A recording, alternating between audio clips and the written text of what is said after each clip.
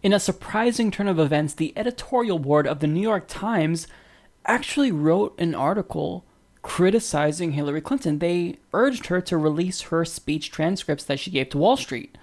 Let me repeat that. Mainstream media criticized Hillary Clinton. They say everybody does it is an excuse expected from a mischievous child, not a presidential candidate. But that is Hillary Clinton's latest defense for making closed-door, richly paid speeches to big banks, which many middle-class Americans still blame for their economic pain, and then refusing to release the transcripts. Okay, so they're taking a strong stance. They want her to release her transcripts. They continue. Voters have every right to know what Mrs. Clinton told these groups. Republicans make no bones about their commitment to Wall Street deregulation and tax cuts for the wealthiest Americans. Mrs. Clinton is laboring to convince struggling Americans that she will rein in big banks despite taking their money. Besides, Mrs. Clinton is not running against a Republican in the Democratic primaries. She is running against Bernie Sanders, a decades-long critic of Wall Street excess who is hardly a hot ticket on the industry-speaking circuit. And let me tell you something. There's a reason why he's not a hot ticket on the industry-speaking circuit. It's because they don't want to hear what he has to say. See, if you think that Wall Street is going to actually pay someone to come and tell them that they need to be broken up and that they're criminals and that their executives need to be jailed, they're not going to want to pay for you. In fact, they're going to pay to make you go away.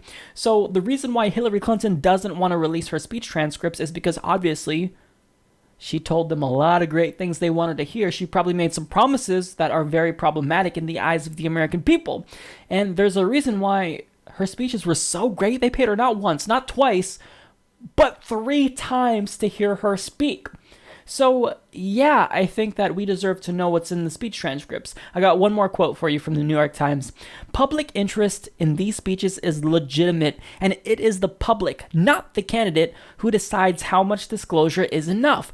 By stonewalling on these transcripts, Mrs. Clinton plays into the hands of those who say she's not trustworthy and makes her own rules.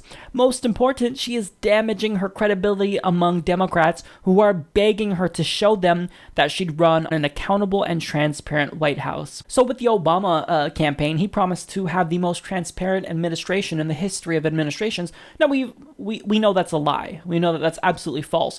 But Hillary Clinton, she's not even promising to have a transparent campaign. She's saying, not only am I not going to be transparent when I'm president, I'm not even going to be transparent during the campaign. See, you don't even get to know everything there is to know about me before you vote for me. You get to just make your decision in the dark.